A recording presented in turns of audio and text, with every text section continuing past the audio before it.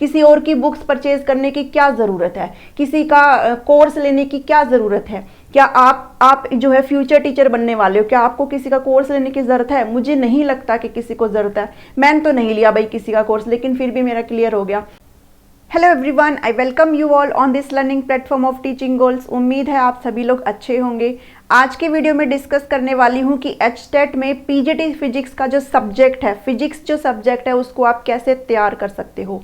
बहुत सारे क्वेश्चन आ रहे हैं कि प्रीवियस ईयर कहाँ से करें, कितना पढ़ना है, क्या जनरल सेक्शन को इग्नोर कर सकते हैं। एक तो कमेंट आया कि क्या नेट की कोचिंग लेनी चाहिए, है ना, कि कितना पढ़ना चाहिए है, पीजी का सब्जेक्ट पढ़ना चाहिए है या फिर ग्रेजुएशन का पढ़ना चाहिए, है ना। बहुत सारे क्वेश्चन हैं, तो उन सारे क्वेश्चंस को आज मैं एक एक करके लूँगी, ठीक है। और आज की वीडियो देख के आपको प्रॉपर अच्छे से समझ में आ जाएगा कि आपको कहाँ से पढ़ना है और क्या पढ़ना है और कितना पढ़ना है, ठीक है, कि आपको जनरल सेक्शन को लेके चलना है कि नहीं चलना है।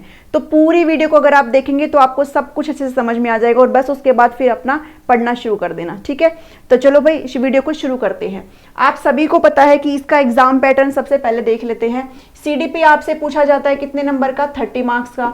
हिंदी प्लस इंग्लिश आपसे पूछा जाता है 30 मार्क्स का, 15-15 ईच, ठीक है। उसके बाद आपका मैथ आता है, रीजनिंग आती है और जीके आपसे पूछी जाती है 30 मार्क्स की। और फिर आता है आपका मोस्ट फेवरेट क्या है, सब्जेक्ट, ये आपका 60 मार्क्स का, ठीक है। अब एचटेट जो है एक ऐसा एग्जाम है कि वैकेंसी में भले ही ये देर कर दे, लेकिन जो एचटेट का एग्जाम है वो हर साल होता है और पेपर भी ये बहुत अच्छे लेवल का रखते हैं, ठीक है। आप जो है इन चीज़ों को, जनरल सेक्शन को बिल्कुल भी इग्नोर करके नहीं चल सकते हैं। मैं पहले ही क्लियर कर दूं, अगर आपने इसको इग्नोर कर दिया तो फिर बहुत मुश्किल हो जाएगा, क्योंकि सब्जेक्ट आपको सिर्फ 60 नंबर देता है और सिर्फ सब्जेक्ट पढ़ के कोई भी इतना महानुभव नहीं है, कोई भी इतना बड़ा है ना, कोई चाहे कोई PhD पास ही क्यों ना है, कोई भी 60 मार्क्स यहाँ से ले ऐसा नहीं हो सकता, ठीक है। ये संभव नहीं हो सकता है। तो आप, हो सकता है कि आपके 10 नंबर कट जाए, हो सकता है आपके 20 नंबर, है ना, कुछ भी हो सकता है, बट 60 आउट ऑफ 60 लेना बहुत ही रेयर चांसेस है, बहुत, मुझे नहीं लगता कि कोई ले सकता है, ठीक है। तो भाई आप जनरल सेक्शन को बिल्कुल भी इग्नोर नहीं कर सकते हो, पहली बात, और ये 90 नंबर आपको दिलाता है। और सबसे बड़ी बात, ये ईजी होता है, इतना कुछ इसमें खास नहीं होता है। आपको बस अपना CDP स्ट्रॉन्ग करना है और इसको ना देख के ऐसे मत करो कि मेरे को तो आता ही नहीं है, मैं कहाँ से पढ़ूँ। आप शुरुआत तो करो, आप देखो तो सही, मैंने अपनी पीछे वीडियो में बताया हुआ है कि आप इस जनरल सेक्शन को कैसे स्ट्रॉन्ग कर सकते हो। आई बटन में मैं वहाँ पे लगा दूंगी ऊपर, वहाँ पे जाके क्लिक करना, ठीक है। उसके बाद CDP को आप कैसे कर सकते हो मैंने आपको बता दिया है, ठीक है।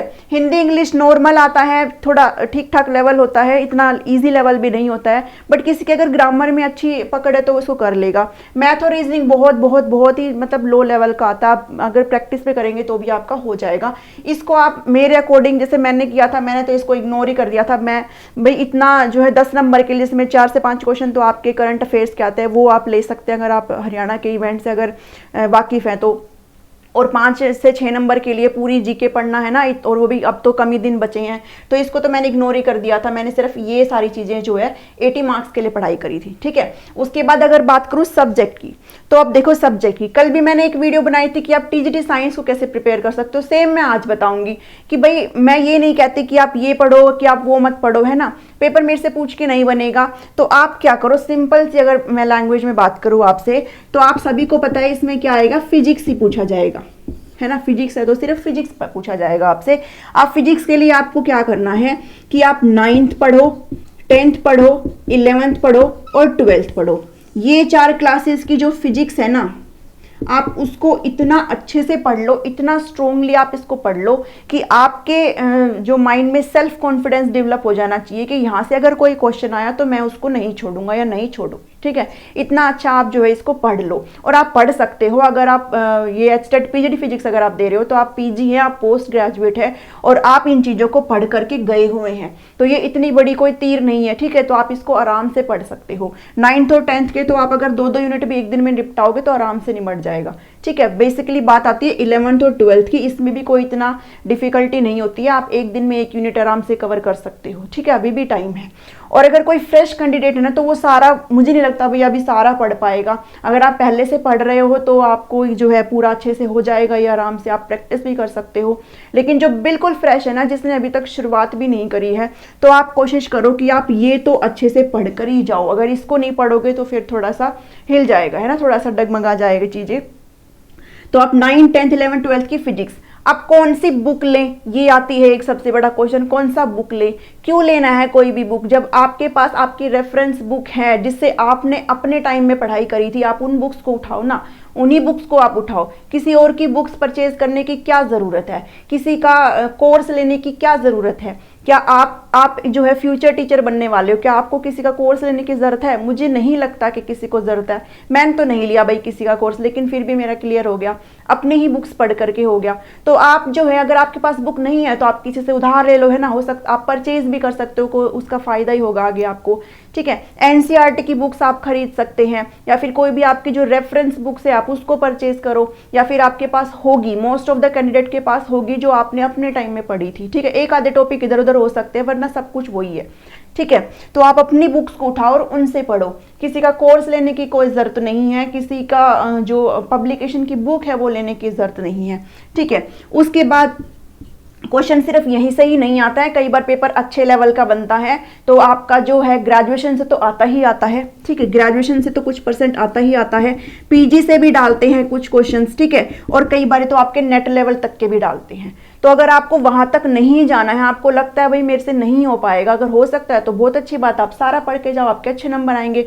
लेकिन अगर आपको लगता है कोई कैंडिडेट ऐसा होगा कि भाई मैं इतना नहीं कर सकता हूं, तो आप क्या करो, ग्रेजुएशन का पढ़ के चले जाओ। ठीक है, जो आपके पास नोट्स हो आप उनको पढ़ लो, जो आपकी बुक्स थी आप उनको पढ़ लो। ठीक है, और अगर फिर भी आपको लगता है भाई मैं ये भी नहीं कर सकता या फिर मैं ये भी नहीं कर सकती, तो आप इनको पढ़ करके जाइए। 12th तक के फिजिक्स को आप अच्छे से पढ़ करके जाइए और साथ में क्या कर लो, अपना ये वाला पोर्शन स्ट्रॉन्ग कर लो, एस्टेट का पेपर आराम से पास हो जाएगा। ठीक है, ये क्वालिफाइंग पेपर है। ठीक है, इसमें इतना कुछ नहीं करना है, सिर्फ आपको 90 नंबर इसमें लाने हैं।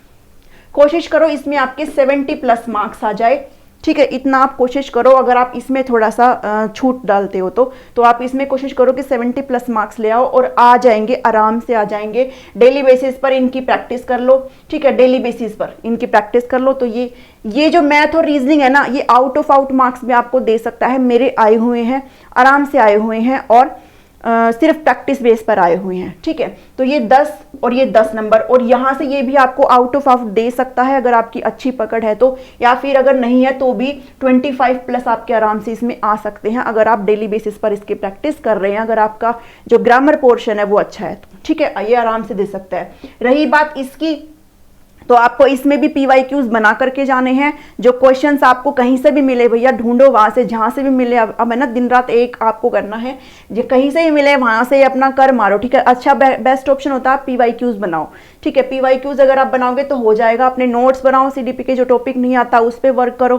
ठीक है, इस पे अगर करोगे तो ये भी आपको 25+ आराम से दे सकता है।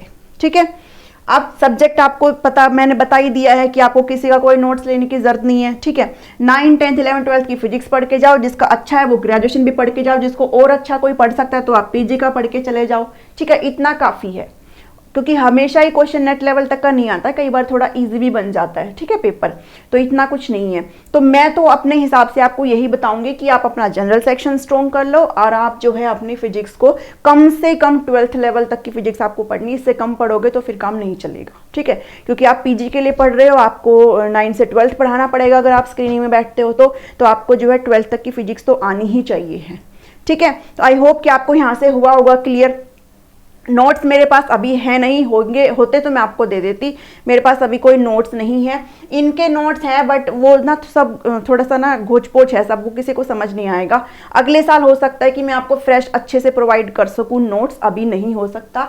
तो इनके नोट्स मेरे पास नहीं है। सब्जेक्ट मैंने आपको बता दिया है, जनरल सेक्शन मैंने आपको बता दिया है, अपना अच्छे से काम करना शुरू कर दो। किसी का कोर्स लेने की जरूरत नहीं है, मत सर्च करो इधर उधर, है ना, कोई जरूरत नहीं है कोर्स लेने की। अरे सेल्फ स्टडी करो ना, है ना। आप कोई PRT के टीचर थोड़े ना बनने जा रहे हो, है ना, आप PG के टीचर बनने जा रहे हो ना, आप जो है 9 से 12th को पढ़ाने जा रहे हो, तो किसी का कोर्स लेने की कोई जरूरत नहीं है। ठीक है, मैं आपको अपने तरफ से अपने एक्सपीरियंस के बेस पे ये रिकमेंड करती हूँ, बाकी आपकी मर्जी है। ठीक है, तो चलिए अभी आपको आई होप कि आपको समझ में आया होगा कि इसके रिगार्डिंग आपके सारे डाउट यहाँ से क्लियर हुए होंगे। अगर आपको लगता है कि आपकी हेल्प हुई है तो आप इस वीडियो को ज़रूर लाइक करें और चैनल को सब्सक्राइब करें। Thank you, thanks for watching me.